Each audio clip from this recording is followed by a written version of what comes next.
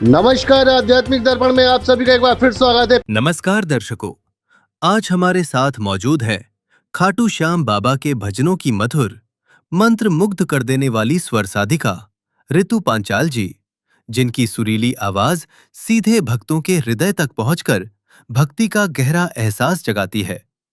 ऋतु पांचाल जी के बरेली आगमन पर आध्यात्मिक दर्पण डिजिटल न्यूज चैनल के स्पेशल गेस्ट, एंकर एवं कलाकार वेलफेयर ट्रस्ट के प्रदेश प्रवक्ता आशीष कुमार जौहरी ने एक्सक्लूसिव बातचीत की, जिसमें ऋतु जी ने बेहद सरलता, सहजता और स्नेह के साथ सभी सवालों का स्नेहपूर्वक उत्तर दिया।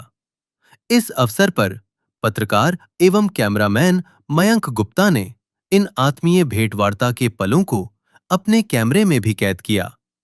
ऋतु पांचाल जी से हुई वार्ता में उनके सुरों में बसे श्याम प्रेम, भक्ति और संगीत यात्रा पर बेहद खूबसूरत संवाद हुआ। आध्यात्मिक दर्पण डिजिटल न्यूज चैनल पर हुई इस दिव्य और आत्मीय बातचीत में आप सभी सिर्फ ऋतु जी के स्वरों में छिपा भगवान श्याम के प्रति प्रेम ही नहीं महसूस करेंगे, बल्कि उनकी भक्ति, समर्पण और स्वर की पवित्रता भी आप सभी को बहुत अद्भुत लगेगी। आइए इस खास बातचीत में जानिए और महसूस कीजिए कि कैसे ऋतु पांचाल जी अपने भजनों के स्वरों से रिझाती हैं श्याम बाबा को। नमस्कार बरेली, मैं हूं आशीष जौहरी और आप देख रहे हैं आध्यात्मिक दर्पण। आज हम आपको एक ऐसी हस्ती से मिलवाने जा रहे हैं जो किसी परिचय की मोहताज नहीं है। गायकी का क्षेत्र हो, कंपोजिंग का क्षेत्र हो, लिरिक्स लिखने का शौक, कोई भी क्षेत्र हो उसमें सबसे आगे है। आज वो आवाज़ सिर्फ यूपी में नहीं बल्कि मैं कहूँगा पूरे देश में गूंज रही है। और वो आवाज़, वो जानी पहचाना नाम, वो कोई और नहीं, वो है ऋतु पांचाल। आइए हम सीधे मुखातिब होते हैं और उनसे कुछ सवाल है। सबसे पहले आप सभी को मेरा राधे राधे। ऋतु जी, मैं जानना चाहूँगा कि कहाँ से आपकी शुरुआत हुई? मेरी शुरुआत जैसे कि हमारे इंडियन कल्चर में होता है, मुझे भजन गाना मेरे फादर साहब से मिला है।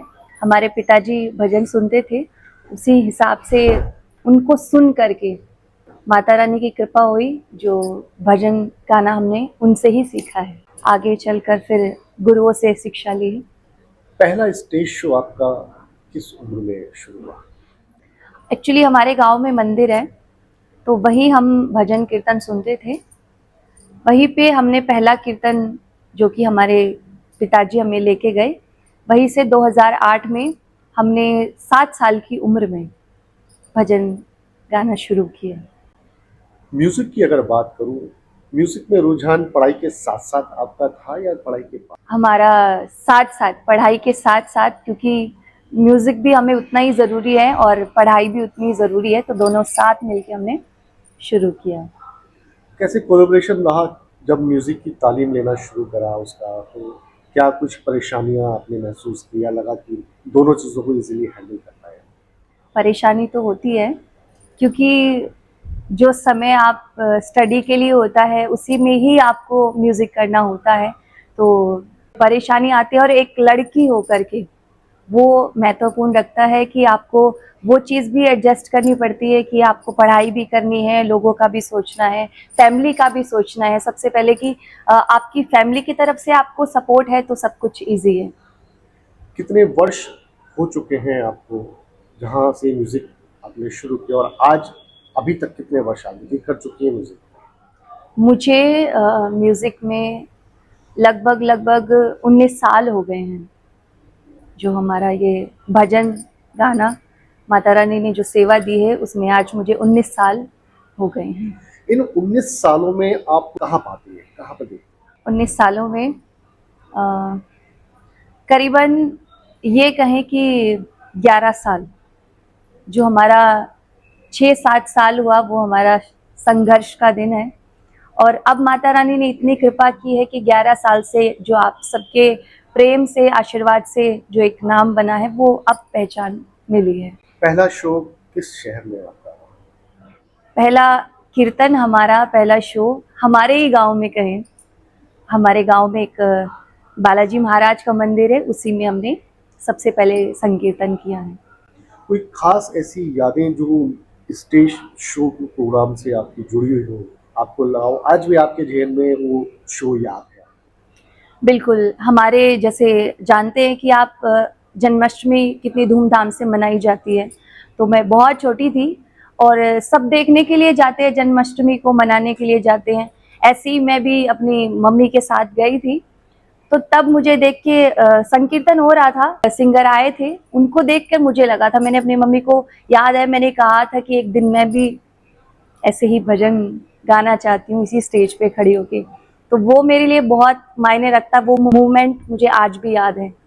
इन 19 सालों में आप अभी तक कितने भजन ऐसे हैं जो गा चुकी हैं, और उनमें से कौन सा ऐसा भजन है जो आपको सबसे ज़्यादा छूता है? भजन तो अनगिनत है, न जाने कितने भजन गाए हैं, कितने, हाँ ये कहिए कि दिल को छूने वाला भजन जो है वो भी हमारे दिल के बहुत करीब हैं, जिस भजन से मुझे पहचान मिली है। एक भजन हमारा 2015 में जो ये कहीं वायरल हुआ था, तो उस भजन से मुझे बहुत पहचान मिली है, वो है बुला लो वृंदावन गिरधारी, बुला लो वृंदावन गिरधारी, मेरी बीती उमरिया सारी, मेरी बीती उमरिया सारी, बुला लो वृंदावन गिरधारी। जैसा कि मुझे जानकारी है कि आप एक भजन गायिका के साथ-साथ एक कंपोज़र भी हैं। ये शौक आपको कैसे लगा? शौक कहें या फिर तालीम कहें, क्योंकि जब आप म्यूज़िक सीखते हैं, आपको सिखाया जाता है, उतना ही आपको नॉलेज बढ़ती जाएगी। ये कहिए जितना आप स्टडी में जाएंगे उतना आपको पूरी दुनिया की नॉलेज होगी।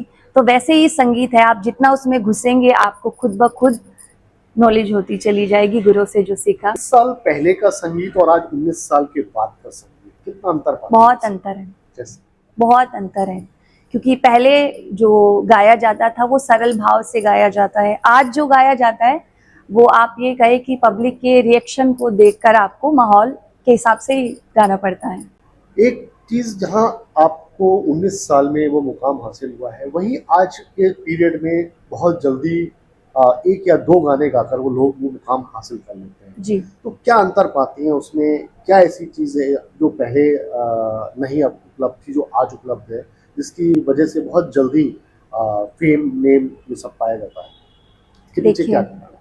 इसके पीछे सोशल मीडिया ही कह लीजिए, और हमारे उधर एक कहावत है, नया एक दिन चलेगा, पुराना 100 दिन चलेगा। तो जितना आप सीखकर गाएंगे, हो सकता है कि आप आज एक भजन से वायरल हो सकते हैं, लेकिन अगर वही चीज़ आप सीख करके वायरल होंगे तो आप आगे तक जा सकते हैं। म्यूजिक की अगर बात करूं तो भजनों में किस प्रकार का भजन, किस प्रकार के संगीत को ज्यादा लोग रुचि लेते हैं, सुनना पसंद करते हैं, या आपके माध्यम से जिसको ज्यादा डिमांड आती है कि हमें ये सुन? आजकल जो चला हुआ है, लोग नाचने कूदने में ज़्यादा रहते हैं, लेकिन हमारे हिसाब से अगर बात करें तो जितना आप भाव से रिझा सकते हैं, वो आपको बाबा से, माता रानी से जुड़ने में आपको जो सहयोग करता है, वो भाव बहुत ज़रूरी है। फिर भी इन रियलिटी शो के लिए भी अगर मैं और उसको शॉर्ट कर दूं तो शायद म्यूजिक का सीखना कितना लाजमी है किसी भी अच्छे मुकाम पे पहुंचने के लिए।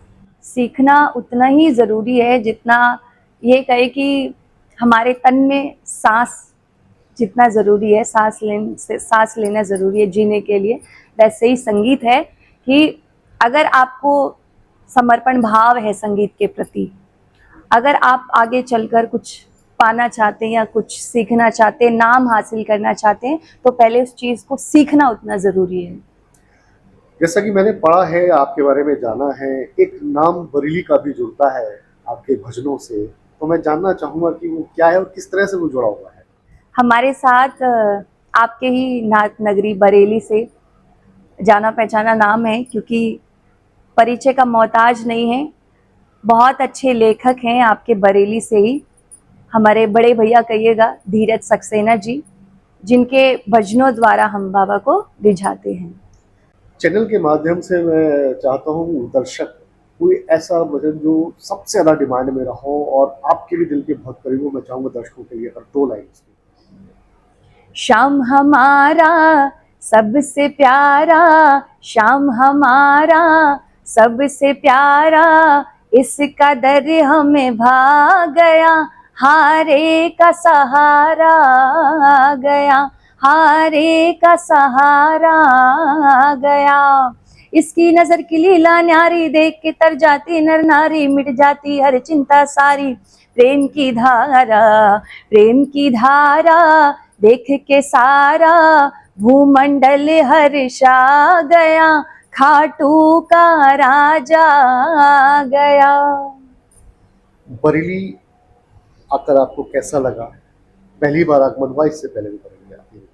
आज मैं पहली बार बरेली मेरा आना हुआ है और यहाँ आकर आप सबका जो प्रेम मिला है, स्पेशली अभी हम मिले थे भैया से जो आपके इधर के विधायक साहब हैं, उनसे मिलना हुआ तो उनसे मिलके बहुत अच्छा लगा। स्वभाव बहुत सरल है उनका और आज आपसे भी मिलना हुआ तो आप सबका बहुत बहुत दिल से बहुत बहुत धन्यवाद है।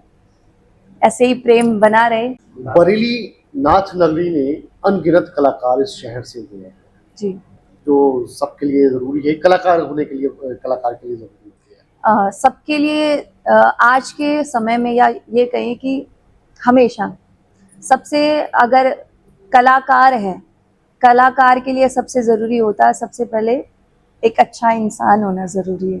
अगर आप अच्छा इंसान हैं तो ही आप संगीत को औरों में बांट सकते हैं और संगीत तो कभी ख़त्म होता ही नहीं है। यहाँ से मैंने जैसे सुना है, बहुत पुराने या दिग्गज कलाकारों को भी सुना है। उनमें से आज का नाम कहें तो आप ही के बरेली शहर से धीरज सक्सेना जी हैं, जो बहुत अच्छा लिखते हैं और आगे चलकर ये कहे कि हीरा है आपकी नाथ नगरी बरेली का। आइए, मैं तो यही कहूँगी कि संगीत को मेहनत से करें, लगन से करें। वो तमाम फैंस जो आपको अक्सर सुनते हैं, अक्सर देखते हैं और सुनना पसंद करते हैं, उन सभी फैंस के लिए क्या है? मैं यही कहूँगी कि जब अभी तक आपने इतना प्यार दिया है, इतना स्नेह दिया है, आगे भी आपसे बहुत उम्मीद है कि आगे भी चलकर हमें उतना ही प्रेम, सम्मान, उतना ही प्यार मिलेगा आप सबसे। तो आपकी हर दिल अजीज भजन गायिका जो किसी भी परिचय की मोहताज नहीं है, बहुत ही शानदार भजनों से बाबा खाटू श्याम को सबको जाती है, बनाती है और सबसे अच्छी बात ये रही कि वो खुद में भी एक बहुत अच्छी इंसान है। आध्यात्मिक दफल के लिए कैमरामैन मैं गुप्ता के साथ आशीष। बुला लो वृंदावन गिरधारी, बुला लो वृंदावन गिरधारी, मेरी बीती उमरिया सारी, मेरी बीती उमरिया सारी, बुला लो वृंदावन गिरधारी। जुड़े रहे आध्यात्मिक दर्पण के साथ, सब्सक्राइब करें एवं बेल आइकन दबाएं। आध्यात्मिक, धार्मिक, सामाजिक, सांस्कृतिक एवं राजनीतिक खबरों का सर्वोत्तम मंच। के प्रायोजक थे राजश्री ग्रुप ऑफ इंस्टीट्यूशन, उज्जवल भविष्य की गारंटी। ग्लोबल हॉस्पिटल, बेहतर स्वास्थ्य की नई पहचान। गंगा ज्योति आई हॉस्पिटल, आपकी आंखों का सच्चा साथी। बॉम्बे हौजरी, गुणवत्ता और विश्वास का प्रतीक।